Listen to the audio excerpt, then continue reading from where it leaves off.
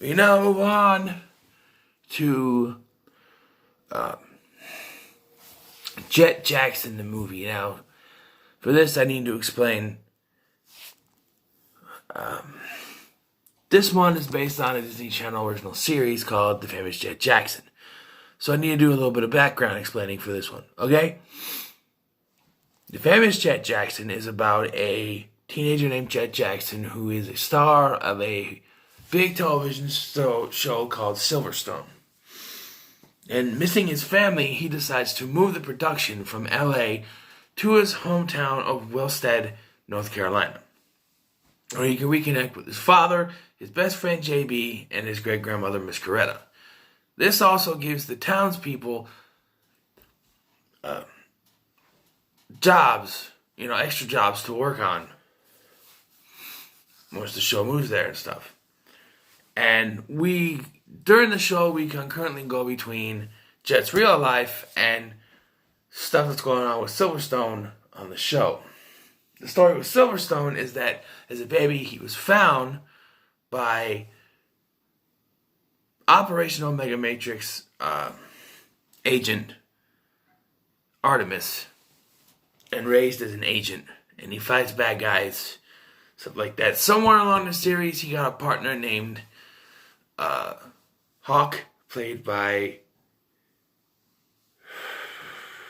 Lindy Booth. Jett Jackson himself is played by the late Lee Thompson Young. The one thing I liked about the show and this movie as well is the connection that this is the one thing that always got me about the show, is that Jett has a great connection with his great-grandmother, Miss Coretta. And that gets me, because I had a great connection with my grandmother. So that connection, it connects me to the show, I guess. The movie, however, is in the same spirit as the show. It involves Jett working on the show. Sorry about that. To the point where his priorities between the show and his friends are kind of getting messed up. I forgot to mention there's another friend of his called Kayla that is sort of a romantic interest. Sort of. And the movie, it makes her more of a romantic interest than usual. So once again, we're going concurrent storylines with the Silverstone storyline and our storyline, but there's a twist. During the production of one of the episodes, Jett leaves a can of soda on one of the consoles, which is knocked over by someone carrying a 2x4 someone randomly carrying a 2x4 during the time that they're shooting, and when he turns around, it knocks the soda over, hits the console, and activates one of the machines, sucking Jett Jackson into the Silverstone world and Silverstone into our world, switching them around. It's an interesting idea.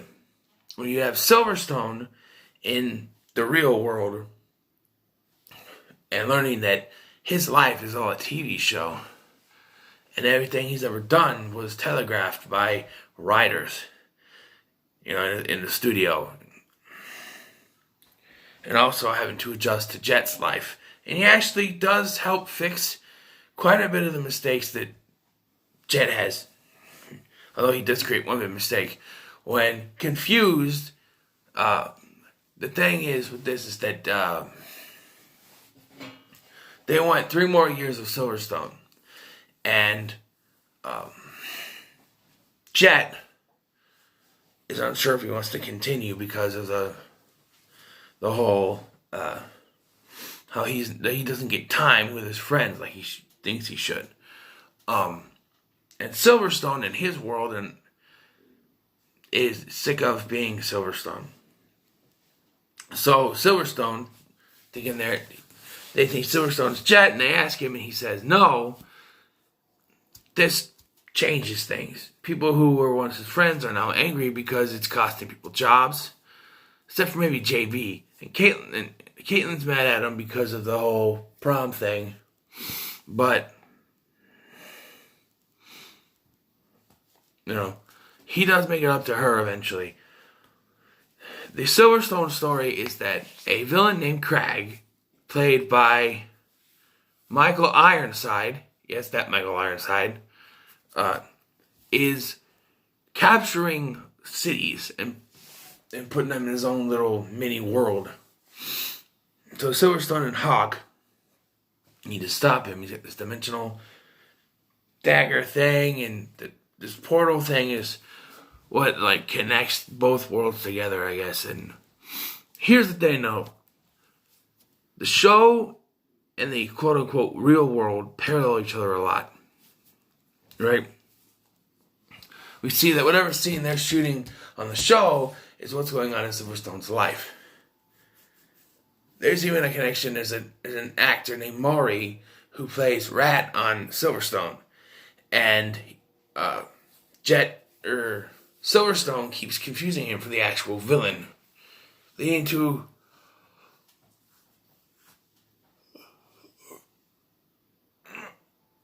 one of the few running gags in this film where he keeps going after him because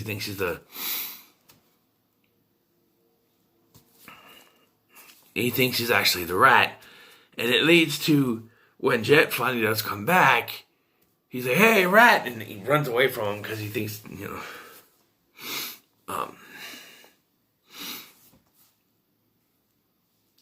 one of the things I did like the most, like I said, Jett has a very close connection with his great-grandmother. So close, in fact, that she knows that Silverstone isn't Jett. Eventually, she's the one that convinces Silverstone to go save Jett when, because the show is ending, they've written in that Silverstone's going to die. It's a trap. So Silverstone goes back to his world using the portal thing and tells Jett to go home, knowing it's a trap. Jett goes back and talks to Cubby, who's kind of his friend on the set, and he's a special effects guy. And he gives Jett the script. And Jett, seeing that it's going to be a trap, goes to the portal and helps him out. There's this great scene where there's three Jetts, because Crag can change his form as a result of the explosion earlier in the film. He can now change his form. And yeah, but there's a great, and it connects back to the grandmother thing where all I had to do when he was born, the first thing I did was look into his eyes. And so that's, how Silverstone is able to tell who the real Jett is, and then they knock over Crag. I was in the middle of talking about something, and I kind of switched to something else. So there's parallels between, the Silverstone and Jett Jackson stuff often parallels itself. But the one thing we don't see is that, we got Crag, who's the villain in the Silverstone world. We don't see the real world version, the actor who plays Crag in our world. Like, they do this thing where, it's the actor who plays Rat. Or it's not Artemis is the actor who plays Artemis. She's not Hawk, she's the actor who plays Hawk. But we don't see an actor that plays Crag. There always wasn't this time. I'm like, wait a minute, they show Crag in the Silverstone world, but where's the actor that plays him? If they parallel him, they don't ever show that actor. Is he like one of those high and mighty actors, or I don't know. It's weird. But yes, all in all, it ends, like a Disney Channel movie would, with Jett getting back through the portal, and he says we're going to have 3 more years of Silverstone, even though this is pretty much the series finale. There are 2 episodes aired after this, but I think it's one of those things where they did a finale, but they still have 2 episodes to go. Like Drake and Josh withheld 2 episodes after the Really Big Shrimp finale because the Nickelodeon was going to do theme nights. And there was dancing one, and the helicopter was just a random one. I don't know. But Jett Jackson the Movie is one of my favorite Disney Channel original movies. It has the same heart as the TV show. It's a great conclusion. I think, but the Jett saying that he's still gonna do Silverstone for as long as they want him is kind of a cop out. It's kind of we want a happy ending, let's do this. But if you knew this was gonna be the end, which I think they did, why would you have that sort of ending? Jett would come up and say, the show may be ending, but we are all a family here.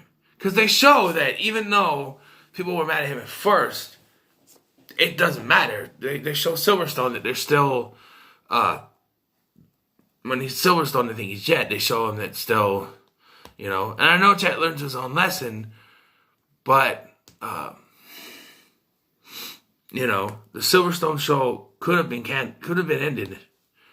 But they, not with the ending that they wanted, where he died, just a better ending, I don't know.